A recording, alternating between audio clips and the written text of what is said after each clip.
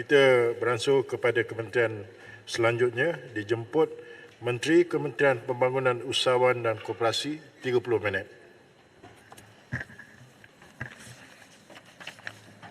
Terima kasih Tuan Yang di-Pertua, salam sejahtera dan salam Malaysia Madani. Pertama sekali saya ingin mengucapkan tahniah kepada Yang Amat Berhormat Perdana Menteri selaku Menteri Kewangan yang telah membentangkan Belanjawan 2023 bertemahkan membangun Malaysia Madani. Kementerian Pembangunan Usahawan dan Koperasi mengaluluhkan intipati pembentangan ini, terutamanya melibatkan penyediaan kemudahan pinjaman dan jaminan, pembiayaan untuk manfaat usahawan perusahaan mikro, kecil dan sederhana PMKS dengan nilai keseluruhan sebanyak 40 bilion ringgit. Dalam kesempatan ini, saya merakamkan rasa simpati kepada mereka yang terkesan akibat bencana banjir yang melanda negara di beberapa negeri baru-baru ini. Kementerian melalui inisiatif yang bersesuaian akan berusaha untuk membantu usahawan yang terjejas bagi memulihkan semula perniagaan mereka. Tuan Yang di-Pertua, kementerian saya diperuntukkan sebanyak 732 juta ringgit dalam Belanjawan 2023 ini, yaitu sebanyak 520 juta ringgit bagi perbelanjaan pembangunan dan 212 juta ringgit untuk perbelanjaan mengurus. Terima kasih Yang Amat Berhormat Menteri Kewangan di atas peruntukan ini yang berikutkan pertambahan sebanyak 182 juta ringgit berbanding Belanjawan tahun lepas yang diberikan kepada kementerian ini.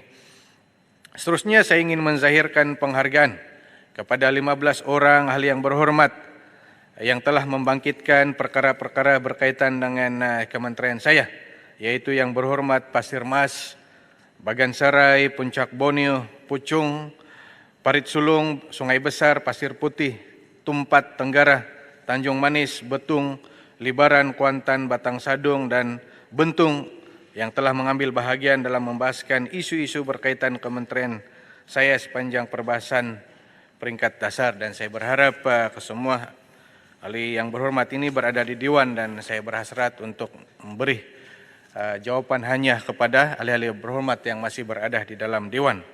Tuan Yang di-Pertua, Yang Berhormat Pasir Mas ada di sini? Tidak ada, saya akan tapi ini wajar untuk saya kongsikan karena ini maklumat secara umum berkaitan dengan kementerian. Yang mana Yang Berhormat Pasir Mas telah membangkitkan mengenai perincian program keusahawanan kementerian yang telah diluluskan di bawah Belanjawan 2023. Secara umumnya terdapat 28 program sedia ada dan program baharu yang diluluskan di bawah peruntukan pembangunan kementerian bagi tahun ini.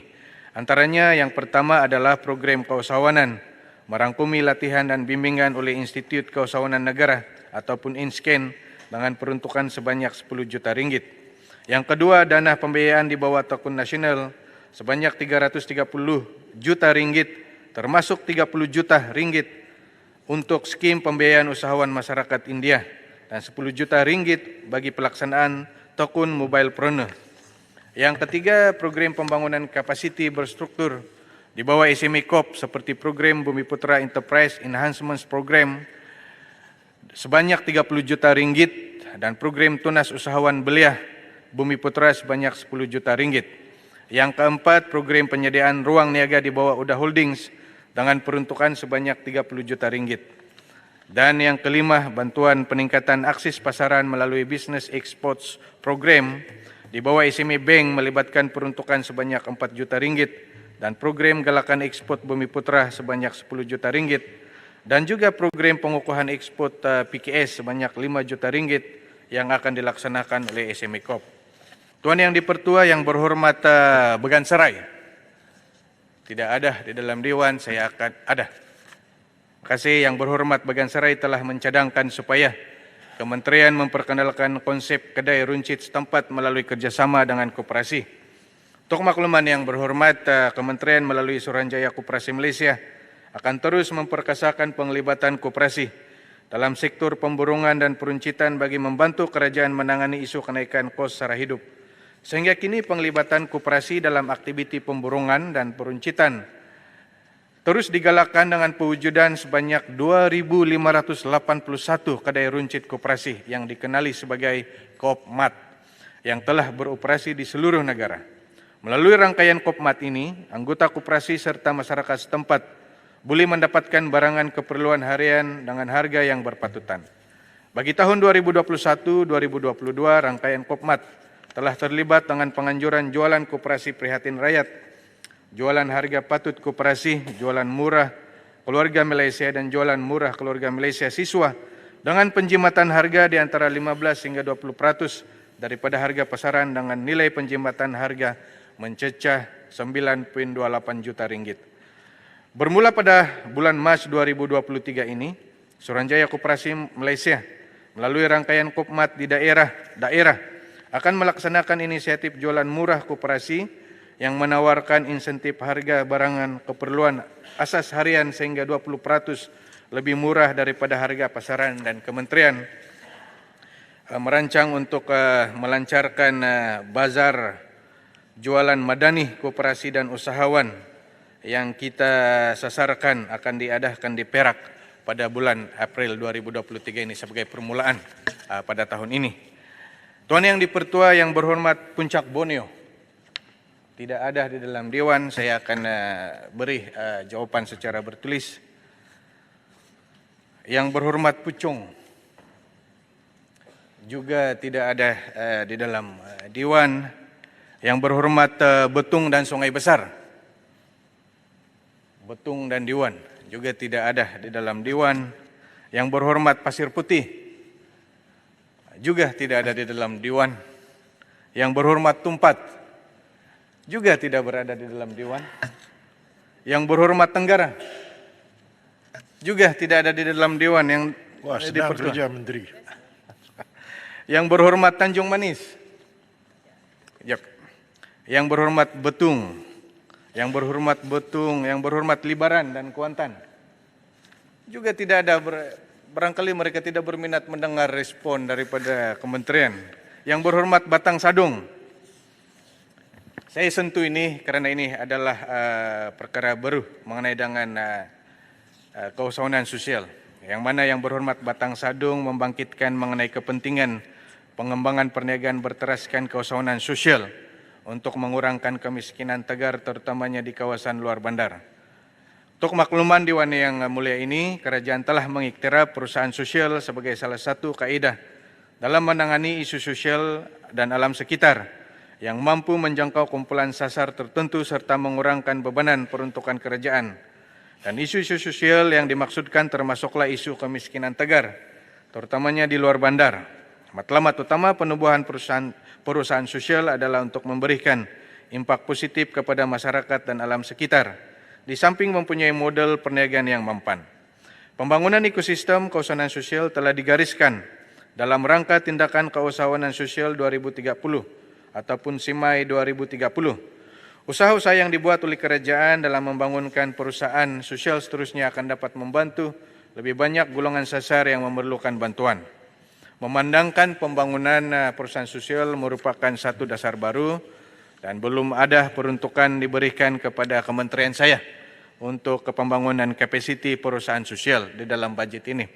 Bagaimanapun, kementerian saya akan terus mengadakan perbincangan dengan Kementerian Keuangan untuk menyediakan peruntukan baharu bagi inisiatif pembangunan kapasiti perusahaan sosial selaras dengan permohonan dana yang telah dikemukakan sebelumnya. Ditekan kurang-kurangnya saya nampak sini. Berkaitan dengan perusahaan sosial? Ya, sangat-sangat Yang Berhormat Menteri. Yang Berhormat Menteri dan Timbalan Speaker, saya ingin menarik perhatian ahli seisi Dewan dan juga Yang Berhormat Menteri bahawasanya pejabat saya, Ipoh Timur, telah memohon kepada pejabat Yang Berhormat Menteri dan Kementerian sesuatu peruntukan atau bantuan untuk menubuhkan satu keusahawanan sosial untuk membantu menangani krisis NCD dan krisis ketegangan dan juga kesesakan di peringkat klinik kesihatan dan juga emergency department dengan izin di hospital-hospital kita, dengan satu sasaran dan satu solusi di mana kita membantu menangani isu-isu pencucian luka dan penukaran bandage di lapangan. Yang pernah saya beberapa kali membawa ke Dewan Yang Mulia ini. Dan malangnya yang disebutkan tadi oleh Yang Berhormat Menteri bahawasanya peruntukan bagi membantu keusahawanan sosial ini pada ketika ini belum ada lagi. Dan dalam pemikiran madani yang kita nak bina satu negara madani ini, kita memerlukan satu pendekatan atau approach all of government and all of society approach untuk menangani isu-isu yang sangat cemas dalam masyarakat kita. Antaranya adalah pencucian luka. Saya mohon pertimbangan Yang Berhormat Menteri dan juga kementerian untuk dengan bantuan ahli seisi Dewan untuk menekankan kepada Yang Berhormat Menteri Kewangan dan juga Yang Berhormat Perdana Menteri bahawasanya funding atau peruntukan untuk social enterprise ini sangat-sangat diperlukan. Apa pandangan dan pendirian Yang Berhormat Menteri? Terima kasih Yang Datuk Speaker, berhormat. Peraturan mesyuarat. 13.1 quorum. Cukup bilang bagi majlis mesyuarat dan jawatankuasa sebuah majlis mesyuarat adalah mengandungi 26 orang ahli dengan tidak termasuk pengerusi. Baik, terima kasih. Memandangkan Pengkalan Jepa telah membangkitkan isu quorum, saya mengarahkan setiausaha sila kira. Datuk Speaker, yang panggil quorum itu, geng dia semua tak ada. Mana ustaz-ustaz pergi? Yang Berhormat Seputih, kita ikut peraturan. Bila ada ahli memohon, saya akan ikut peraturan untuk mengira. Minima 26. Kira cukup atau tidak? Kalau tidak cukup, saya akan tekan loceng 2 minit. Saya dimaklumkan oleh setiausaha tidak cukup, berada hanya 25 orang, saya akan tekan loceng 2 minit. Ya, silakan setiausaha. Bila tidak cukup juga, saya akan keluar. Ini orang dia mau nama dia masuk dalam berita tau. Sudah masuk. Okey. Ini ustaz-ustaz tidak bertanggungjawab. Mau panggil Saya quorum. telah dimaklum oleh setiausaha Dewan, quorum minima telah cukup, 26 orang. Kita teruskan balik Menteri. Terima kasih. Saya menghargai pandangan dan pengalaman yang telah dinyatakan oleh Yang Berhormat sebentar tadi, dan itu sebabnya saya telah menyatakan komitmen kementerian akan terus berunding dengan Kementerian Kewangan, dan saya sendiri akan berbincang dengan Yang Berhormat Perdana Menteri untuk dapat disediakan sejumlah peruntukan tertentu bagi kementerian saya menyokong sektor perusahaan sosial di negara kita. Tuan Yang Dipertua, jika mengikut senarai saya yang saya sudah sebut tadi, Yang Berhormat itu banyak tidak ada di dalam Dewan. Dan oleh kerana mereka tidak hadir di dalam Dewan pada ketika ini, saya akan memberikan jawapan bertulis kepada ahli-ahli yang berhormatlah.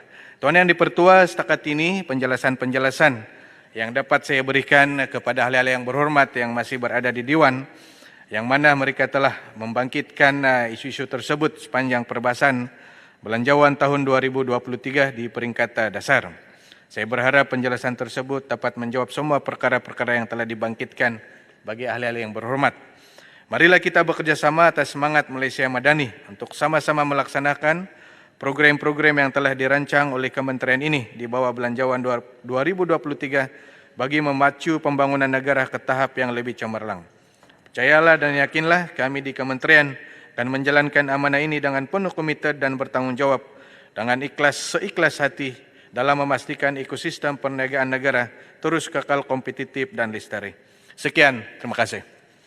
Terima kasih Yang Berhormat Menteri. Wah, senang tugasnya, Pak.